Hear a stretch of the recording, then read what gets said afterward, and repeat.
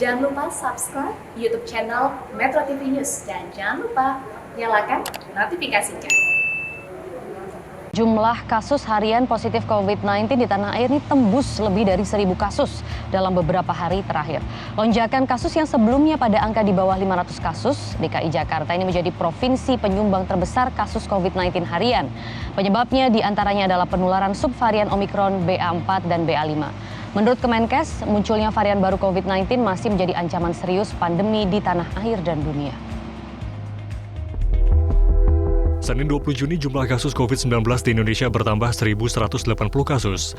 DKI Jakarta mendominasi penambahan kasus harian yaitu mencapai 701 kasus, terdiri dari 652 kasus penularan lokal dan 49 kasus dari pelaku perjalanan luar negeri. Disusul Jawa Barat sebanyak 184 dan Banten 166 kasus. Meski demikian, 6 provinsi melaporkan nihil pertambahan kasus tersebar dari Aceh, Sumatera Barat, Kalimantan Tengah, Sulawesi Tenggara, hingga Maluku Utara. Penambahan jumlah kasus harian di tanah air terus berada di atas 1.000 kasus sejak 15 Juni lalu, yang mencapai 1.242 kasus. Hingga saat ini, total kasus konfirmasi positif di Indonesia mencapai 6.069.255 orang. Pasien COVID yang sembuh sebanyak 5.903.461 pasien. Dan total pasien meninggal akibat COVID-19 menjadi 156.695 orang. Kementerian Kesehatan mencatat subvarian Omikron BA4 dan BA5 telah terdeteksi sebanyak 57 kasus. Masing-masing BA4 sebanyak 10 kasus dan BA5 sebanyak 47 kasus. Gejala yang dialami diantaranya batuk, kelelahan, hidung tersumbat, demam, mual, serta muntah, sesak nafas, diare, dan terakhir anosmia atau hilangnya indera penciuman. Meski demikian, bed occupancy ratio atau rasio keterisian tempat tidur di rumah sakit ibu kota sebagai provinsi dengan jumlah kasus harian terbanyak masih di bawah 40%. Saat ini, kasus aktif nasional pun kini menjadi 9.099 orang. Menteri Kesehatan Budi Gunadisadikin memperkirakan puncak kasus COVID-19 Omikron varian baru BA4 dan BA5 ini bisa mencapai 25.000 kasus per hari. Perkiraan itu berkaca pada pemantauan varian tersebut di negara lain. Menkes pun menyebut pandemi masih terkendali. Jadi kita amati di Afrika Selatan sebagai negara pertama yang BA4, BA5 masuk, puncaknya itu sepertiga dari puncaknya Omikron atau Delta sebelumnya. Jadi kalau kita Delta dan Omikron puncaknya di 60.000 kasus sehari, kira-kira nanti ya estimasi berdasarkan data di Afrika Selatan mungkin puncaknya kita di 20.000 per hari, karena kita pernah sampai 60.000 per hari paling tinggi kan.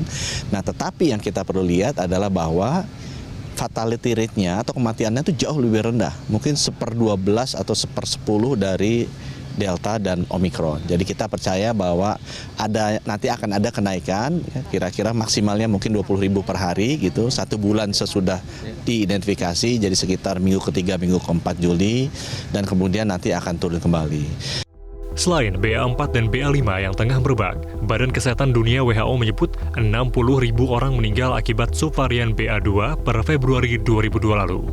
Hong Kong disebut tengah mengalami lonjakan kasus kematian akibat varian baru di panti jompo dengan cakupan vaksinasi COVID yang rendah. Juru bicara G20 Kementerian Kesehatan Siti Nadia Tarmizi menyebut varian baru COVID-19 tetap menjadi ancaman serius bagi dunia yang belum selesai dengan pandemi. Negara dengan cakupan vaksinasi rendah harus ekstra waspada. Tak hanya munculnya subvarian Omikron, warga yang mulai abai hidup bersih dan protokol kesehatan saat mobilitas meningkat juga dianggap menjadi penyebab kembali melonjaknya kasus harian COVID-19. Kemenkes juga menyebut, sebanyak lebih dari 34 juta masyarakat rentan dan umum sudah menerima vaksin COVID-19 dosis ketiga atau booster per Senin 20 Juni 2022, sejak digulirkan 12 Januari 2022 lalu. Sedangkan jumlah masyarakat Indonesia yang disuntik vaksin COVID-19 dosis kedua terus bertambah. Total, lebih dari 168 juta orang telah menerima vaksin lengkap per 20 Juni 2022. Indonesia menargetkan 208,2 juta penduduk menerima vaksin COVID-19 dari target sebelumnya, yakni 181,5 juta warga. Penambahan itu karena anak usia 12-17 tahun menjadi sasaran vaksinasi. Pemerintah menargetkan 26,5 juta anak usia 6 hingga 11 tahun terlindungi vaksin COVID-19. Perluasan cakupan vaksinasi diharapkan mempercepat terbentuknya kekebalan kelompok atau herd immunity.